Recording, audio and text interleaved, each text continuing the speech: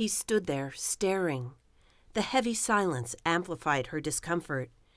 It had been so long ago. Why was he here now? What did he want? Black walls boxed in the darkness that nearly blocked her vision.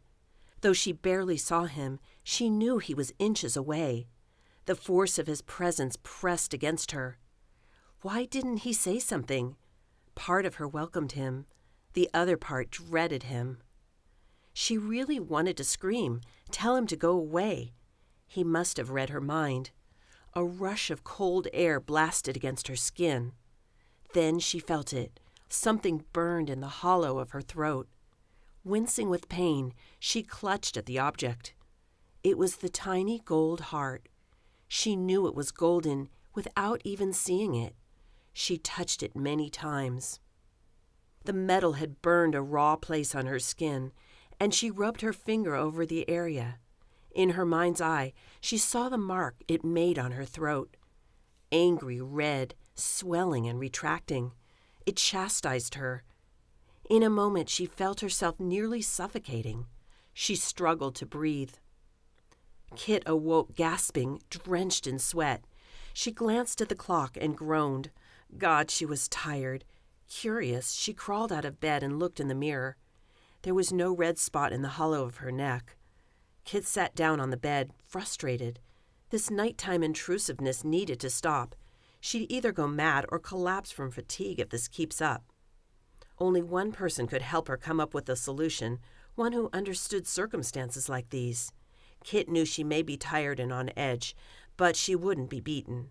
The man in the dark room fooled her once. He wouldn't do it again. She stepped in the shower and got ready for work.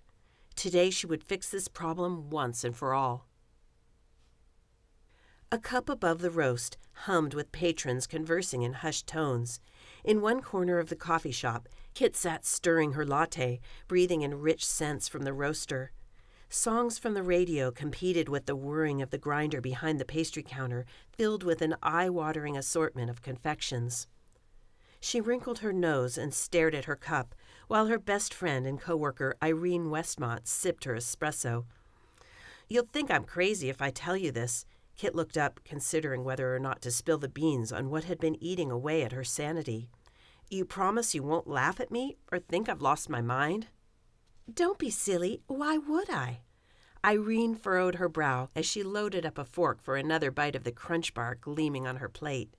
"Coming from you, it won't be silly, so out with it." "You're pretty spiritual, Irene. I mean, you believe in dreams, intuition, cosmic energy, and all that hocus-pocus stuff, don't you?"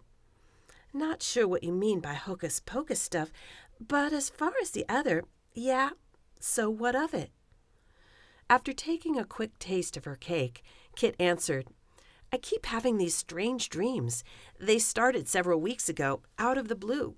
No particular reason why I should have them." "Like, what do you mean, strange?" "I mean strange.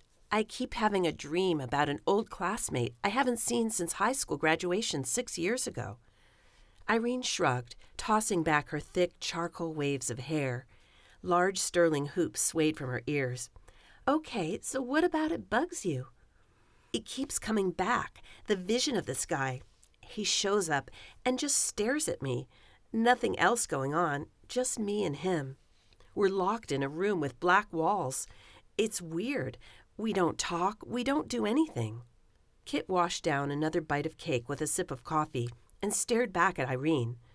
What does it mean to have a person show up in dreams repeatedly? Drumming her fingernails against her cup, Irene remained silent, lost in thought. "Tell me more about this person. What feelings do you have during this dream? Are you happy to see him? Does he make you feel anxious? Do you feel nothing at all? Somehow I suspect this is no ordinary guy." She smiled across the table at her friend. "Is this the reason you're holding out on Dwight? You're still hankering over an old love?"